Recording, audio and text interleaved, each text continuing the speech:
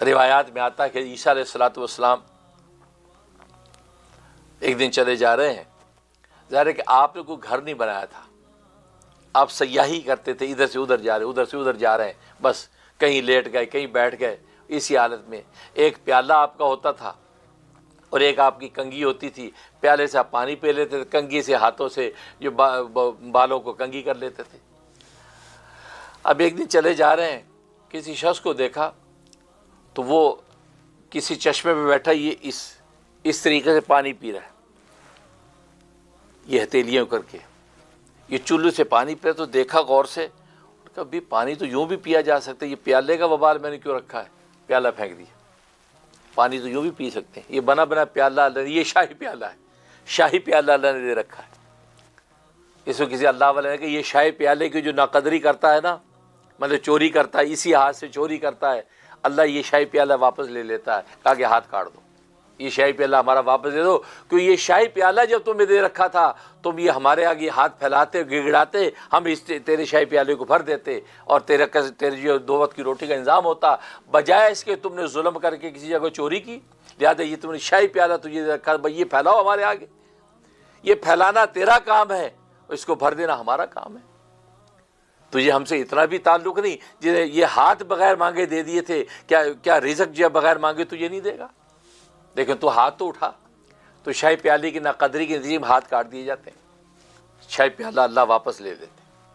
تو خیر، تو حضرت عیسیٰ علیہ السلام فرمایا کہ اچھا یہ تو یوں بھی پانی پیا جا سکتا ہے، پیالہ پھینک دیا، یعنی آپ کا زہد کا عالم یہ ہے۔ اس کے بعد آگے چلے جا رہے ہیں، کسی کو دیکھا وہ اپنے ہاتھ کی انگلیوں سے بالوں کو کنگھی کر رہا ہے، داڑھی کو، بالوں کو۔ آپ نے سوچا کہ بھئی یہ کنگھی تو یہ انگلیوں، یہ بنی بنائی کنگھی اللہ نے دے رکھی ہے، یہ کنگھی کا بوال کیوں رکھا ہے، کنگھا بھی پھینک دیا، یہ حالت تھی۔ اور کبھی ایک جگہ چھوٹے وہاں لیٹ گئے، اس جنگل میں، اس گھاس کے، اس درخت کے نیچے، یہ آتی۔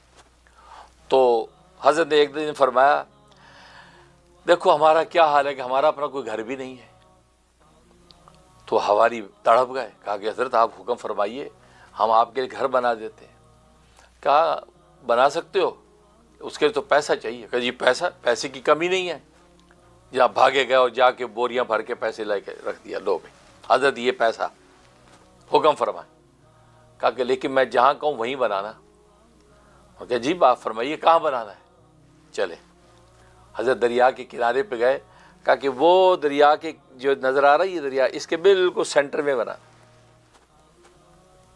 تو وہ ایک دوسرے کو دیکھنے لگے، کہا حضرت دریا کے سینٹر میں کیسے بنے؟ کہا نہیں وہیں بنانا، اگر وہاں بنا سکتے تو ٹھیک ہے، ورنہ ضرورت نہیں ہے، ایسی اچھی گزر رہی ہے۔ کہا لیکن حضرت وہاں بن نہیں سکتا، ہم بنائیں گے تو وہ تو فنا ہو جائے گا، گر جائے گا۔ کہا کہ یہاں زمین پہ بناؤ گے تو وہ بھی آخر فنا ہی ہو جانا ہے، تو فنا وہاں بھی ہونا، فنا یہاں بھی ہونا ہے، تو اس فنا کے ساتھ دل کیوں لگانا ہے؟ پھر بنانے کی ضرورت کیا ہے؟ اللہ اکبر، بھائی یہ کہنا تھا، ہماری تڑپ تڑپ کے رونے لگے۔ کہا کہ واقعی زہد کا جو سبق دیا ہے، آج ہم اس گھروں سے دل لگا لیتے ہیں، یہ محلات بھی اگر بنا لیے تو فانی ہیں، گر انہوں نے بھی جانا ہے، دریا کے اندر بنائے تو گر اس نے بھی جانا ہے، کس نے پہلے گرنا کسی بعد میں گرنا سبھی نے ہے، اس سے دل کیا لگانا؟ تو دین اسلام بھائی یہی کہتا ہے، ہاں اگر بنا بھی لیا تو دل نہیں لگانا، دل آخر سے لگانا، کیونکہ وہ باقی رہنے والی چیز۔